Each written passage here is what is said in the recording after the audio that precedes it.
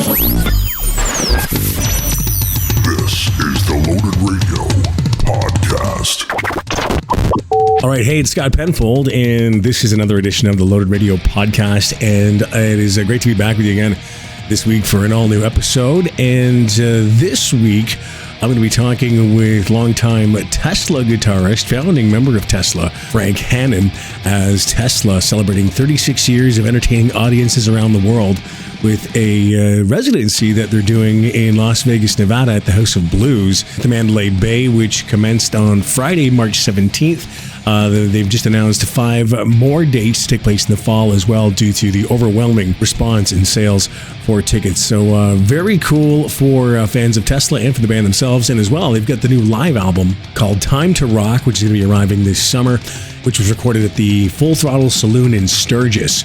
So, yeah, that is something else very cool for fans of the band as well.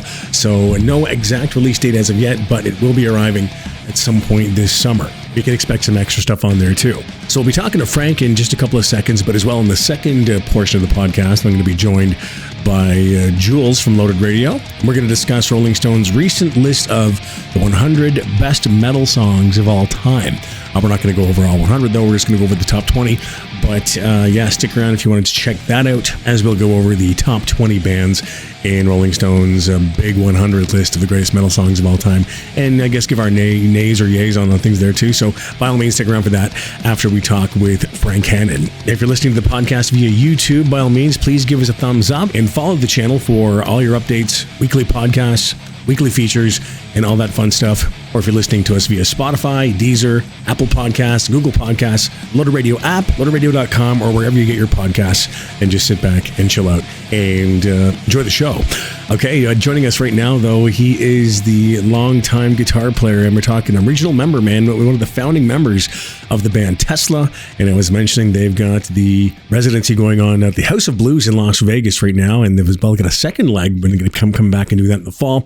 I'm talking, of course, about Frank Hannon from Tesla, who joins us this week on the Loaded Radio Podcast. Frank, thanks so much for joining us this week, man. How you doing? Hey, my pleasure, man. Thanks for having me on your show. I'm very grateful that Tesla, our band of 40 years, is still doing it and, still rocking. And the reason I'm still in my pajamas is I've been up since 6 this morning working in the studio, preparing for the guys to show up today. We're going to do some recording and we're going to work on some songs for our Las Vegas residency. So are you working on a new album right now, or just some new material, or what exactly? Well, we are working on a live album that we recorded at Full Throttle Saloon during the Sturgis Bike Rally. And but we decided we want to add some bonus material to it. So we're going to record live in my garage and add a few bonus tracks. Now, what actually inspired the new live album, Frank? Well, the band is really firing on all cylinders right now, and Tesla has been playing a lot of the heavier edge music in our set list. We've been doing Changes and Miles Away, and we got what really inspired it was that we got 2 new songs that are rocking. One is called Cold Blue Steel, and the other one is called Time to Rock. And so Brian Wheat, he's our bass player, and I'm the lead guitar player, and he and I are basically the musical leaders of the band. And he and I talked and we said, hey man, what do you say we do a live version of Time to Rock? And so we started digging through the files and we found that the Full Throttle Saloon show really kicked ass. Now, why did you choose the Full Throttle Saloon? Is it because the show was just you were just on that night, or why choose that venue? Well, I remember it being on and the band was on fire, and it's a great venue, man. In Sturgis, the bike rally, the Harley Davidsons, the motorcycles, the choppers, and Full Throttle Saloon. Jesse from Jackal is a good friend of ours. And I just like the sound of it. Full Throttle Live. Let's go. No, I was going to ask, is Jesse James Dupree still down there? Is he still a part of that? Yes, sir. Yes, he is. Oh, that's great. Now, is Jackal still performing too? Is he still doing stuff with them? Man, Jesse does everything. He's doing Jackal. He's doing Dixie Inc. He does his whiskey tours, man. He runs Full Throttle. Jesse is, he's like me, man. He's a hard-working, workaholic, never stop kind of guy. Now, what brought on the Vegas residency for Tesla? Well, it was offered to us, and a lot of our heroes have been doing it. Aerosmith does the residency, Queen does the residency, so we decided, hey, they offered it to us, let's go for it. And the response has been overwhelming. I think the 5 nights are pretty near sold out. We've decided we're going to change our set list. And what's really cool is we get to stay in the same venue for that amount of time.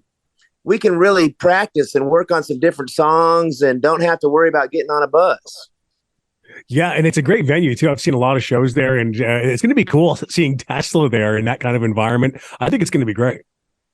Thank you. Yeah, Tesla has played that room many times. We got a lot of history in that room at the House of Blues, and so to do 5 nights there is going to be really fantastic. Like I said, we're going to add some old relic songs, and that's another thing we're working on in my garage today.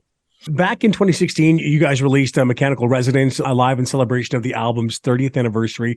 That included the new single, Save the Goodness. That was written by Phil Collen of Def Leppard. You guys have had quite a relationship with Phil over the years. Yeah, Def Leppard has been our big brothers, man. They took us under their wing in 1987. We toured with them for over a year and a half.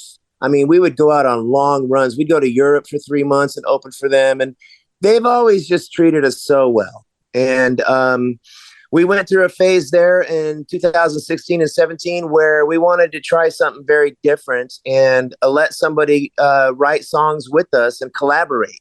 Because, we're inspired by all our heroes, Aerosmith and bands like that. And they always write with outside writers. And so we gave it a shot, and that's what you got. You released a one-off single called Blue Steel in August of 2021, followed a year later by Time to Rock. Now, have you guys given up on albums, say, or like of studio albums, or are you sort of going the way that a lot of people are, like releasing sort of like the one-off sort of thing to streaming venue, things like that? Or like what's going on with Tesla? Well, today's world is a lot different than it was during the era of album rock, and we're a lot older. So, right. Getting together and spending 6 months to a year arguing and fighting over 12 songs doesn't really appeal to us too much anymore. Right.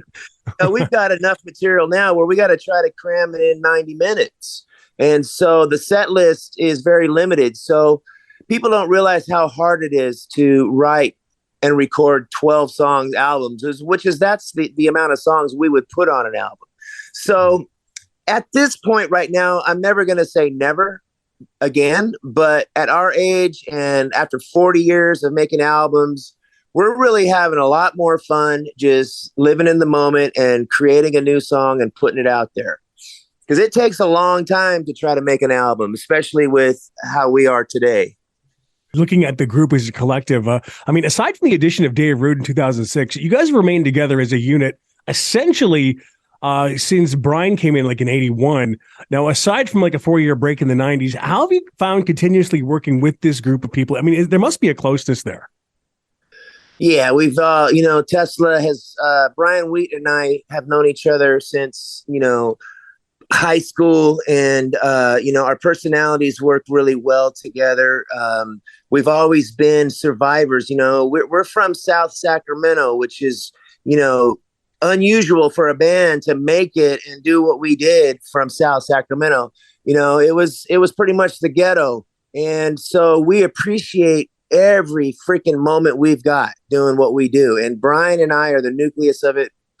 As far as, we were the ones making demo tapes when we were 16 and 17 years old together. So, and we appreciate it, and that's what happens, unfortunately, is, a lot of bands or people can take what they're doing for granted or just get burned out on each other. But overall, man, we're very grateful to be playing to our fans that are loyal, man. Every time I get on the guitar and I play What You Give on the guitar, the acoustic, and the crowd just really responds to it, it's like that makes it all worthwhile. You mentioned about you knowing Brian since high school. What kind of music were you and Brian listening to back in high school? We were listening to, like early Def Leppard, the 80s rock, early 80s rock, AC/DC, Scorpions, yeah.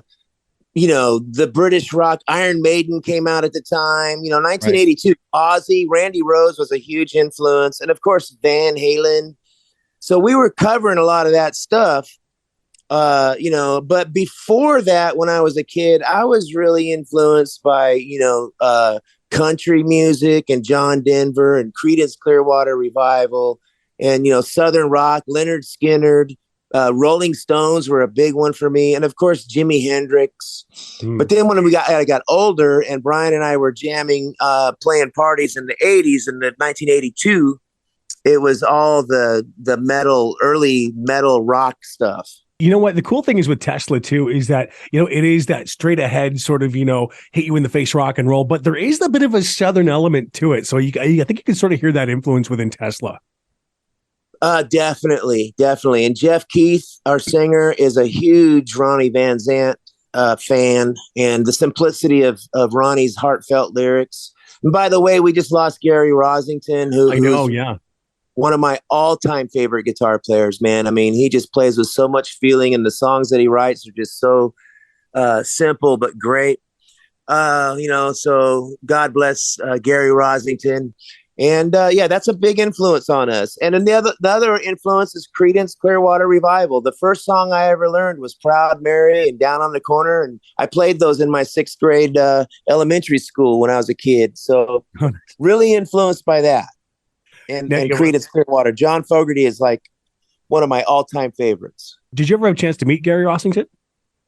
Yeah, man. He was really cool to me. We partied with those guys back when they were still partying, and we were going crazy in the 90s. We toured with them for 2 summers in a row on their last Rebel tour. And I got a funny Gary Rosington story is we went to the hotel room that night, and we had played Atlanta. It was the last night of the tour, and they let me sit in and jam with them on Call Me the Breeze. Nice. And Gary kind of lifted up his leg and kicked me in the butt and pushed me out front to play the guitar solo. Nice. It was, I'll never forget it, man. And he was always just really ready to burn one down or do whatever we were doing at that time. And we stayed up really late one night playing Slap Hand. And you got to be really bored when you're a rock and roll legendary band like Leonard Skinner, and you're up at 4 a.m. in the hotel room beating the crap out of each other. And Gary Rosington beat the crap out of me, man. I could not get a lick in. He was fast and hard and tough. Killer player too, man. I mean, both you guys are great players. So I went to a bit of fly on the wall in that hotel room would have been awesome. It was quite the experience. I'll never forget it. We were talking about the music that inspired you. What kind of music are you listening to right now, Frank? Well, let's see. When I get in my car and I'm driving, I've been listening to the classical station, just to keep my nerves calm. And I really love classical music. I go through a lot of phases. I went through a doom rock, stoner rock phase for a while. Nice. I go through a lot of different phases where I study and I listen to artists. I went through a real jam band phase for a while. I love Blackberry Smoke. They're carrying on the tradition of just simple, good rock and roll. Right now I'm listening to Aerosmith, Get Your Wings, because we're getting ready to record that song today. So cool. When I listen to music, it's more I just study it and I examine it and I go through a phase. There was a band called Krungbin that I was really into. I listened to them nonstop for a month. What are they called? Krungbin? Yes, KHRUNGBIN, and they're this groovy, funky instrumental band with a female bass player that just lays it down, and their guitar player is just mind-boggling, and the drummer just lays it down real simple, and they're real hypnotic. Oh, that's cool. I'll check them out for sure, man. Now, do you believe that the rock that was sort of predominant in the 80s and the early 90s, that style of hard rock, do you believe that's gone forever, or do you believe that it will eventually swing back around? It's definitely not gone, man. The kids are loving that stuff, There's a young band here in town of teenagers that have their own brand of it. I don't think it's gone. I mean, I think a good song or a great song is great. I mean, Round and Round by Rat is a killer freaking song, no matter how you slice it.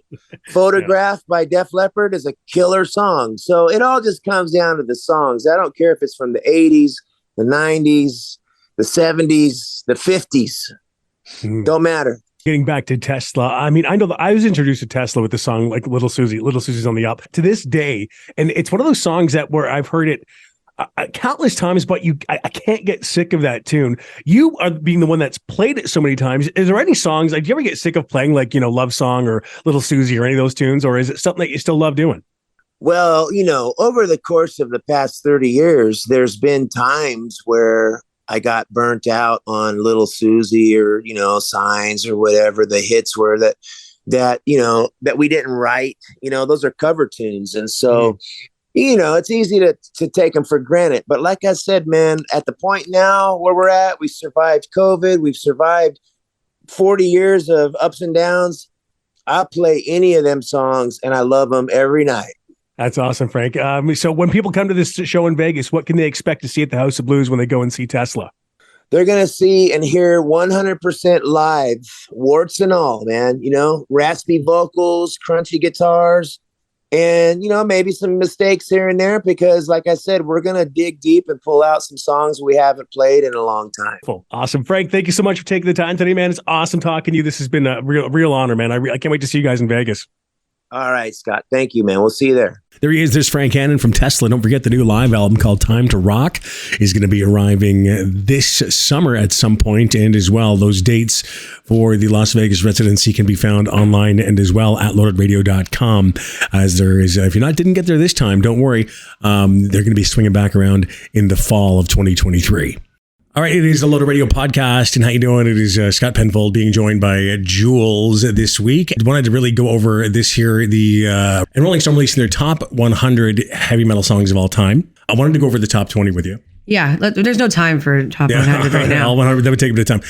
But looking at the top 20, I'm kind of surprised by some of the songs that they have added here. I mean, the fact that Rat made the top 20. I was actually surprised by that too, looking at it. Yeah. I mean, of course, Rat would be considered, hair metal. They'd be a metal band. And I love Rat. As you know, I'm a big Rat fan.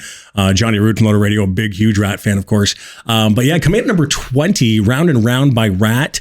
Not what you would consider to be like a typical metal song. It's true. But you know what? This is going through 50 plus years of heavy metal. So I guess, whatever became mainstream. And you know what? I'm pretty sure that song's on one of the Guitar Heroes. So if you get on a Guitar Hero, you probably did a good job at that time. Totally, man. And of course, you can't go wrong with the late, great Robin Crosby, phenomenal guitar player and very influential. So, I think it's cool that they did recognize Rat at least for that. Coming in at number 19, Megadeth's Peace Sells, a classic from Megadeth. Yeah, it makes sense. Yeah, it does. A great album as well. The sophomore release from Megadeth, which still to this day holds up as a phenomenal thrash metal album. I think it's killer. Yeah, and they're still making albums now, right? Of course, exactly. Still relevant. Yep. Led Zeppelin at number 18 with Immigrant Song. Led Zeppelin is always that band where people are like, are they metal? Are they not? We wouldn't have metal without them. It's true. I think you have to think of the timeline of when it came out, and it came out enough that it could be played on the radio and that it was kind of a mainstream thing, It was kind of heavier than the things you would normally hear at that time. Yeah, exactly. And came out in 1970, that tune, I'm pretty sure. Yeah, Zeppelin 3 album.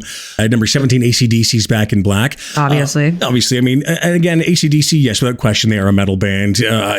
Some people would argue with that. No, they're a rock and roll band. But no, AC/DC's metal. Absolutely. And I think a lot of people do that, nowadays, because if you think back, you're like, no, we have so much harder things now. Yeah. But if you're going off a grand spectrum of 50 plus years and things that have, made a gateway to all these other bands. Yeah.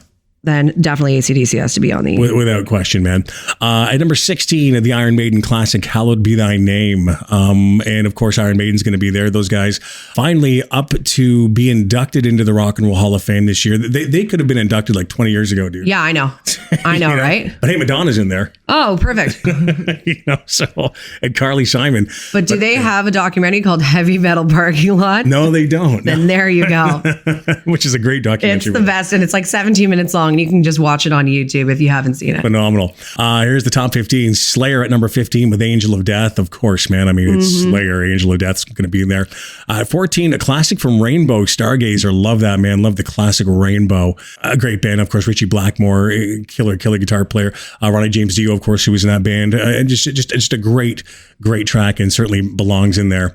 Number 13, Black Sabbath's Paranoid, a song I thought would have been closer to like the top 5, because I mean that is essentially the ultimate.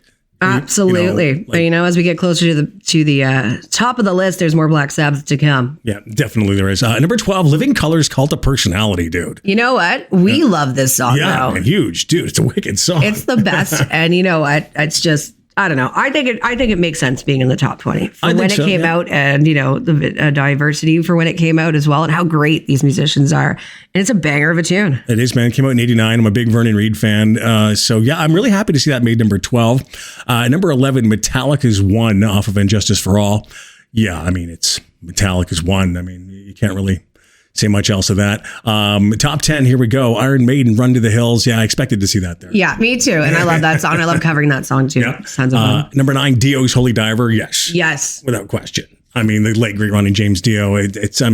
He was the voice of metal for years. Just that seminal voice, who still greatly missed. And have you seen the new documentary yet? No, I haven't. It's just so good, man. It's a great watch, but the problem with watching is that the end is coming, and at the end they just sort of ended like Ronnie dies, and that's sort of it. And it's kind of the ending is sad because it's coming the whole time. Exactly. When he passes away. But it's a great documentary. Dreamers Never Die. Dio, definitely I recommend you check it out. At number 8, Slayer's Raining Blood. Yep. Without question. I mean, dude, that phenomenal tune. That's all I can say. I'm like, of course. Yeah. Black Sabbath came in there at number 7 again, this time with Iron Man, which is played at pretty much every sporting event you go to these days. And as well, so is Ozzy Osbourne's Crazy Train, which came in number 6. You can't go to a hockey game without hearing either of those songs. It's true. It makes such a just a great big mark on any sporting game that you hear, or anytime someone even thinks of Ozzy, if they're not into metal music or hard rock, they're still going to know Crazy Train and Iron Man. Oh yeah, people who don't even dig metal love Crazy Train. I mean, it's that kind of song. And of course, the late great Randy Rhoads on guitar, phenomenal riff, just awesome. We're down to the top 5 now, Jules. Number 5, Black Sabbath's War Pigs. A lot of Black Sabbath in this, eh? Yeah, well, I mean, they are essentially the godfathers of metal. Yeah, they're the ones who really got things started. There's always an argument that it could go back to the Who or Blue Cheer or of course Led Zeppelin, but it was essentially Black Sabbath in 1970 who gave birth to the era that is metal. It's true. And you know what? Ozzy Osbourne as well, starting Ozfest, right? Which is a great festival that started out being able to get all of those hard rock and metal bands actually out there at a festival. Yeah. Right? Absolutely. So, and Ozfest, last Ozfest I was at was like 1999. Slipknot played, Disturbed, Papa Roach. It was a great Ozfest. It was killer, man. It was in a big parking lot. Right. And now there's so many other festivals that include or that are just for even just hard rock and metal, where before, like when Ozfest started, there wasn't a whole lot, that you could go to. So no, not really. I mean, there was there was a few. There was Milwaukee Metal Fest, and feeling, but it was really Ozfest that made it kind of a norm thing, a very cool thing. Number 4, Judas Priest, Breaking the Law. Yeah. Which, I'm surprised there's not more Priest in the top 20, but there you go, though. Breaking the Law. Great to have them represented. Those guys, Rock and Roll Hall of Fame inductees. They were just inducted last year. Sabbath's in there as well Metallica. Not much else in the way of metal. I remember talking to Vinnie Paul when he was still alive about whether he thought Pantera would ever make it into the Rock and Roll Hall of Fame, and he's just like, no, because the Rock and Roll Hall of Fame just doesn't dig metal, man. I know. You won't find metal in there, man. That's what he used to tell me. But you'll find some pop and some other stuff. You will. Number 3, Motorhead's Ace of Spades. Oh, yeah. Yeah, that just makes sense. Yeah, dude, it's Motorhead. It's a great Lemmy Kilmister, Ace of Spades. Number 2, Metallica's Master of Puppets. I think that goes without saying. It's I think the landmark metal album being Master of Puppets, the last to feature the late great Cliff Burton, of course, an album that has been so influential to so many people, and still to this day, people every time I interview somebody, it's like when I ask influential albums, that album gets named. Yeah, absolutely. And I was talking about earlier because the Grammys had just happened, and when they finally put like a metal category, it's actually best hard rock and metal. Yeah. That only just happened in 1989. Metallica so far has won the most. I think they have 6 wins, but that makes sense because, well, they were the most mainstream at the time. Yeah. Right? Right. Well, the Black Album really put them in the mainstream, I think, right? Yep. But yeah, I think, wasn't Jethro Tull the first? Yeah, metal? they won the first for Crest of It. Crest of a Knave. Crest of a Knave, that's right. They beat out Metallica's Justice for All, which was expected to win for the very first Grammy for the heavy metal and best rock category. And Jethro Tull. Jethro Tull got it, but that's all right because Metallica won the next 3 years after that. Exactly. The number 1 spot goes to Black Sabbath's Black Sabbath, which not surprising, man. I mean, that's where it all started. That's the first album, 1970s Black Sabbath album. Still a creepy song to this day, and just a classic all around, man. Just a great song. And of course, Ozzy Osbourne. I mean, Ozzy, if you can include Black Sabbath, just dominating the list. Yeah, I was going to say it's pretty much Metallica, Black Sabbath, and Ozzy, right? which just to be expected. I mean, the thing with the whole list of 100, I think there's only like 2 artists or 2 songs that were released post 2005 that made the list. You know? Yeah, you know what? But I kind of get that for now, just because of the fact they're going over 50 some odd years. So they're going to go through, which songs have been most influential. And maybe you can't think of a song that might be influential quite yet if it just came out. Well, I mean, I know that Rob Flynn was getting a little pissy saying that the list forgot, bands like Exodus and Testament, which is actually, true. Which is very true. I mean, you're not going to get everybody. You're not going to make everybody happy with these lists. It's going to cause debate. Yeah. And this is Rolling Stone's list too, right? I'm sure if you went and checked out, Loaded Hey, let's see a Loaded Radio list. It's going to be a little different. There you go. We should do that, yeah. But it would be different. But of course, you have people that would disagree with it there as well. I think it's cool that Typo Negative made the top 100. I think that's very cool.